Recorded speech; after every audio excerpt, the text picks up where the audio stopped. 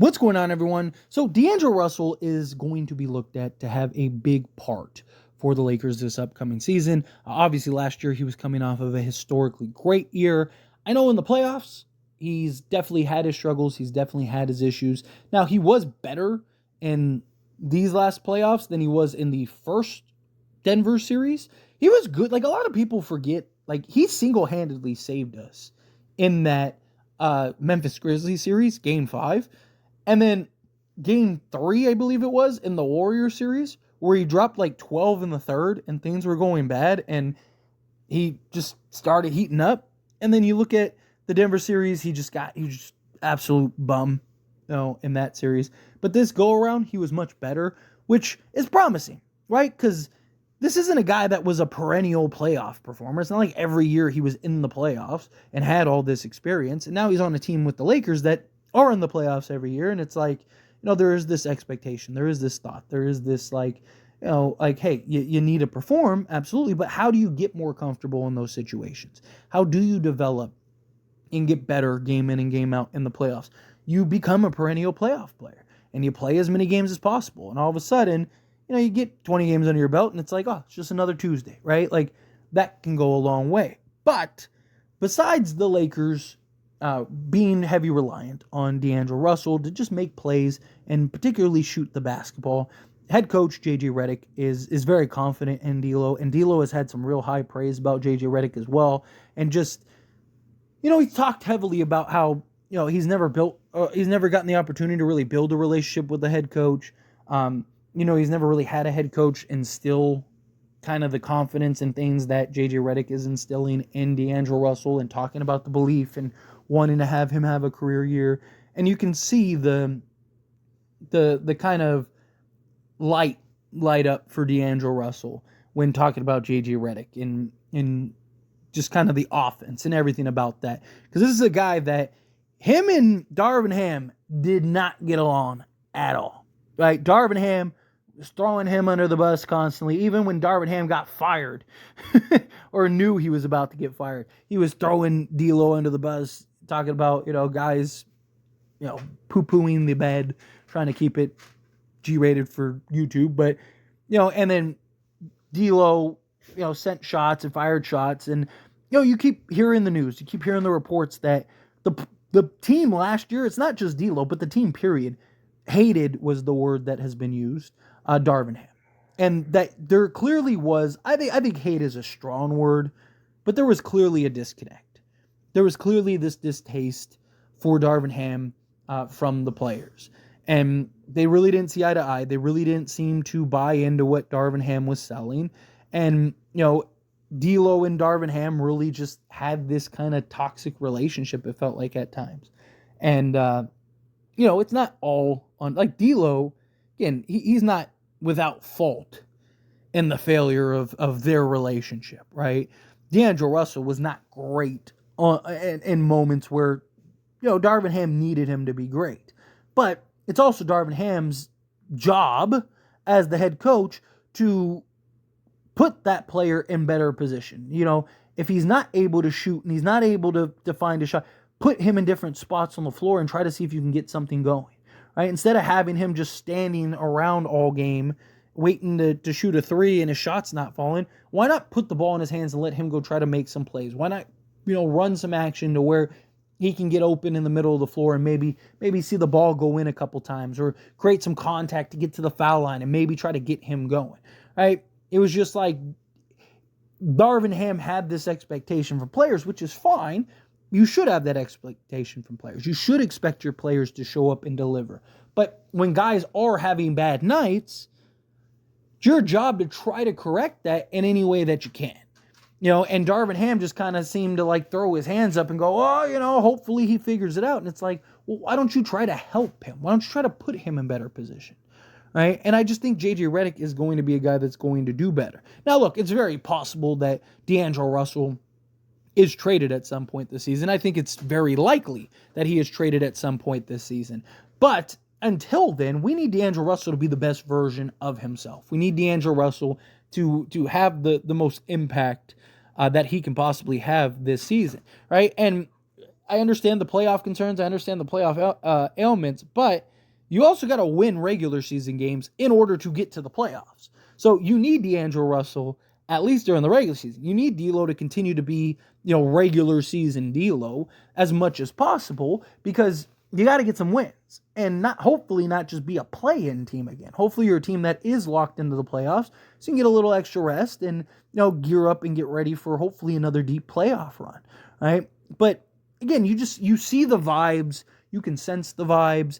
Everybody's talked about the vibes. I mean, even media personnel talked about how different just going to the Lakers facility and stuff feels and looks, and everything's just so different under JJ Redick. You see them actually running real sets, real actions, real plays, trusting guys, trusting D'Lo, right? Putting him in position to where he can be more efficient and more effective out there on the basketball court. Just a lot of things that you didn't see from Darvin Ham, right? Part of the reason the biggest reason Darvin Ham was fired was because of his lack of preparation, his lack of game planning, right? His lack of understanding how to properly operate out there on the basketball court.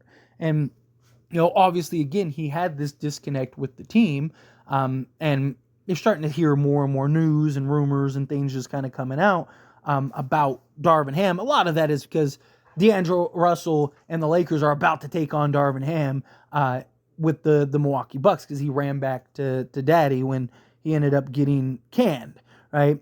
And I think it's funny because, D'Lo has thrown the shots at Darvin Ham. Darvin Ham has thrown the shots at D'Lo. I know that this isn't a regular season game. It's just a preseason game. But I would love to see D'Lo just go off.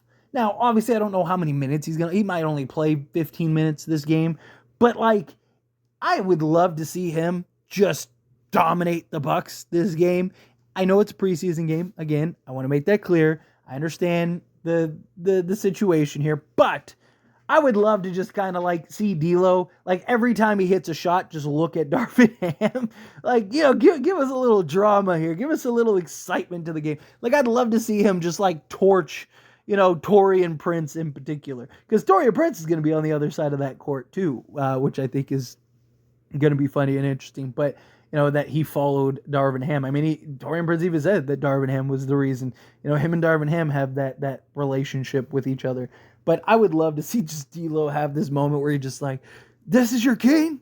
This is your king? Just torch Taurean Prince. Because again, I liked Taurean Prince last year. I thought he was one of the guys we should have kept around. I thought he was a big help on the Lakers last year. He was one of our more consistent, reliable guys all season, particularly in the playoffs. But he's not on the Lakers anymore, so torch him, right? He's on the other side. He's the enemy now, right? He's the ops. Torch that man, right? So I would love to just have a sequence where D'Lo just goes off on him, and then just looks at Darvin Ham. This is your king. That would be great. I don't know, maybe I'm petty, but again, it's the way you go out, right? Bow out gracefully, so to speak. And it's just Darvin Ham took no accountability, but is throwing D'Lo under the bus. And again, D'Lo was not great. D'Lo had his issues. D'Lo had his concerns, but you also didn't do him or the Lakers, period, any type of favors. You didn't put D'Lo or any of these guys in any proper position. Again, think of how many times Rui was underutilized or Spencer Dinwiddie. We desperately needed a guy like Spencer Dinwiddie all season long. And we got Spencer Dinwiddie, and instead of putting him as the primary playmaker, when D'Lo and LeBron and guys like that go to the bench, he made him a 3-and-D wing. It's not his game. He's never done that. And then wondered why he couldn't perform. And then Darvin Ham finally puts him in the D'Lo role because D'Lo misses a game. So he plugs in Spencer Dinwiddie into that D'Lo role. And Spencer Dinwiddie dropped that game? He dropped 26 and 8 or something like that. And Darvin Ham never thought that it was a good idea to just go back to that. When I take D'Lo out of the game, maybe I should put Spencer Dinwiddie in that role. The one game I actually did that, he went off. Playing Christian Wood as essentially a 3-and-D wing, it was disaster. He didn't know how to utilize his players. He didn't know how to properly maximize and understand their strengths and their weaknesses and stuff. And You look at like that first Denver run, right? D'Lo was abysmal and just getting torched and beat up and bullied on Bruce Brown. And instead of drawing up some sets, drawing up some actions, putting D'Lo in a spot to maybe kind of get his lick, get his get back, right? Like to kind of put him in a position to even just get some shots to fall. Right? It was just like you're just standing there watching him just get beat up. And it's just like, dude, are you gonna do anything? Right? Like, can you do something? Anything? And it's unfortunate that, that didn't work out because obviously, I believe a lot in JJ Redick. I'm excited for the JJ Redick tenure, but there were moments where Darvin Ham looked very competent. I mean, even in that first Laker run, right? You look at the Memphis series and particularly the Golden State series, and Darvin Ham looked like a real coach. He looked great. And then just got exposed by Mike Malone. And it just became a disaster, and it never got better. And it was like he never really improved or got over the hump. It's like he never really he never was able to really figure it out. And he never learned from his mistakes and never really learned his adjustments and never really learned how to kind of take the next step. It's frustrating. But anyway, as always, this is a discussion, and I pass a question on to you. Let me know your thoughts and opinions down in the comments below. What do you think? How do you feel? What are your thoughts? Are you excited for kind of the D'Lo, Darvin Ham game today? Who do you think's at fault? Do you think they're both? I look at it as both of them. Both of them had a part to play. I just think as a head coach, again, you don't do that to your players. You don't throw them under the bus. You don't bow out that way, right? But how do you feel? What are your thoughts? I love to hear it. So let me know down in the comments below. That being said, if you haven't liked this video, hit that like button. Helps me a lot. Helps me enjoy these types of videos, and I truly appreciate it. Not subscribe channel, hit that subscribe button. Turn on the bell notifications. Appreciate y'all. See you in the next one.